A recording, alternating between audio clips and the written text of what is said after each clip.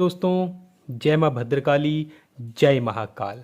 हमारे YouTube channel प्राचीन मंत्र रहस्य में आप सभी का बहुत बहुत स्वागत है। तो दोस्तों, हमेशा की तरह आज हम लेके आए हैं शत्रु स्तंभन मंत्र।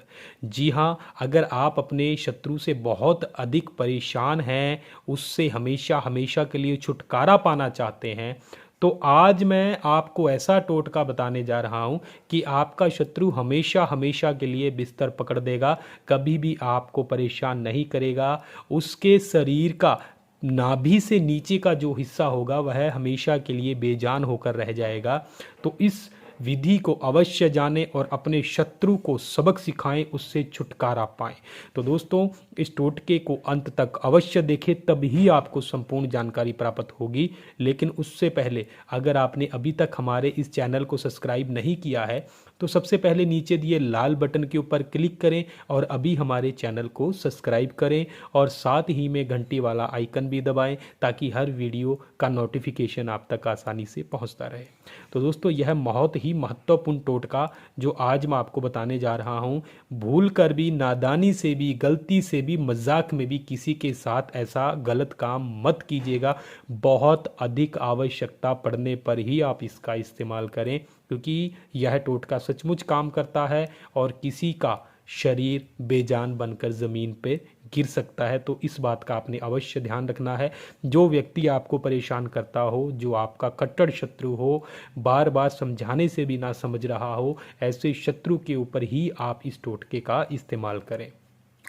तो दोस्तों, इस टोटके को करने के लिए आपने शनिवार, दीपावली की रात्रि, ग्रहण का दिन, अमावस्या या फिर होलिका की रात्रि चुननी है। यह टोटका वैसे तो शनिवार की अगर अमावस्या हो उस दिन आप कर दें तो यह बहुत ही महत्वपूर्ण है। तुरंत एक दिन में ही आपका शत्रु ज़मीन पर होगा, हमेशा हमेशा के लिए बिस्तर पकड़ लेगा, कभी भी आपको परेशान नहीं करेगा। तो दोस्तों, इस टोटके की जो संपूर्ण विधि है, आपने काले उड़द लेने हैं। सबसे पहली बात दोस्तों, आपने यह टोटका घर में बिल्कुल भी नहीं करना है, इस बात का अवश्य ध्यान रखिएगा। घर से बाहर एकांत स्थान में आपने इस टोटके को करना है।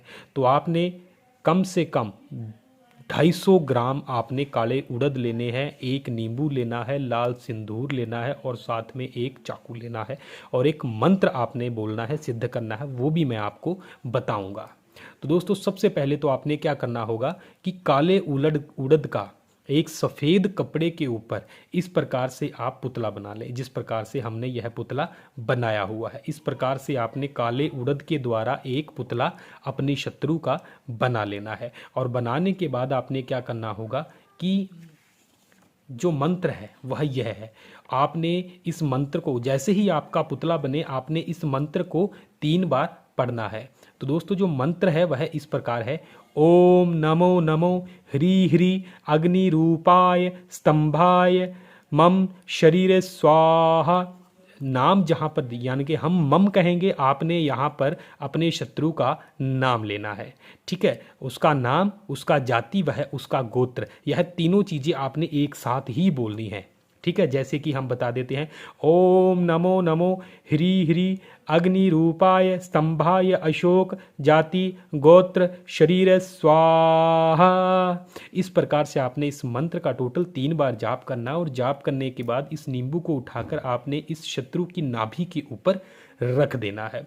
उसके बाद में आपने फिर से इस मंत्र को टोटल 3 बार पढ़ना है और पढ़ने के बाद आपने थोड़ा सा सिंदूर उठाना है इस नींबू के ऊपर और इस शत्रु के निचले हिस्से के ऊपर, जैसे कि पैरों के ऊपर, इस प्रकार से अच्छे से आपने सिंदूर डाल देना है। क्योंकि हमने इस मंत्र के द्वारा इसके नाभि से नीचे के हिस्से को ही मृत करना है, यानी कि ऐसा कर देना है कि वह संजीव ना रहे।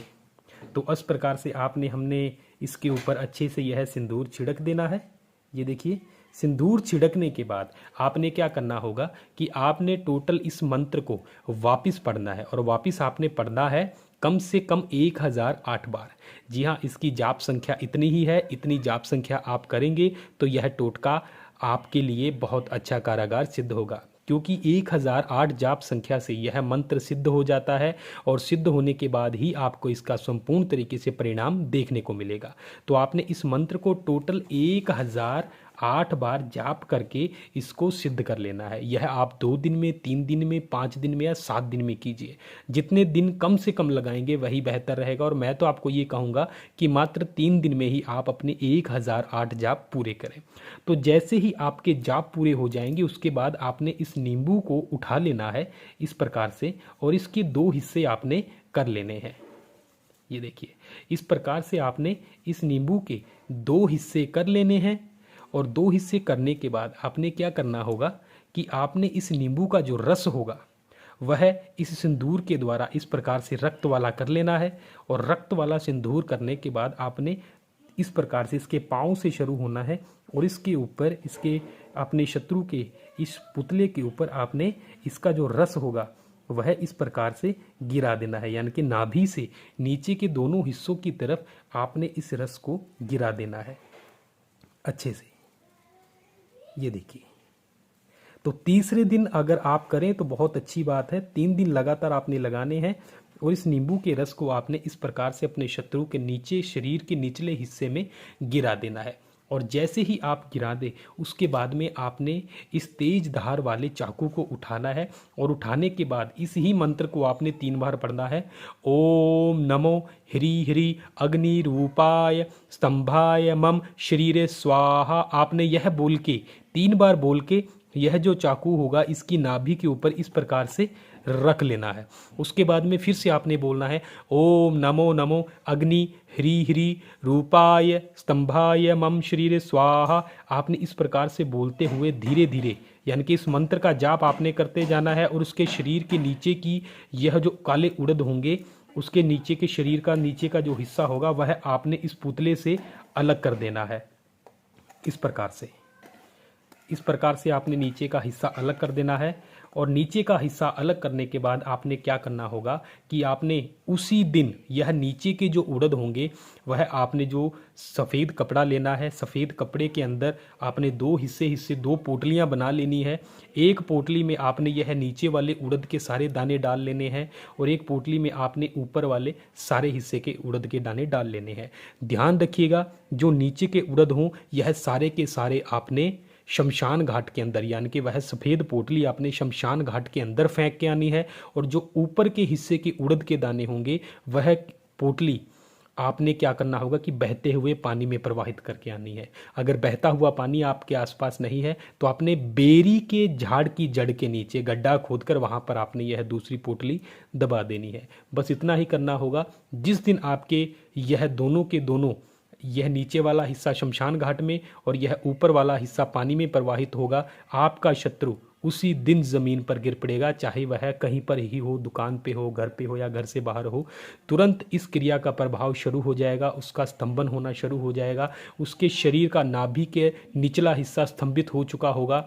वह जितना मर्जी इलाज करा ले, कभी भी इस चीज़ का इलाज नहीं हो पाएगा।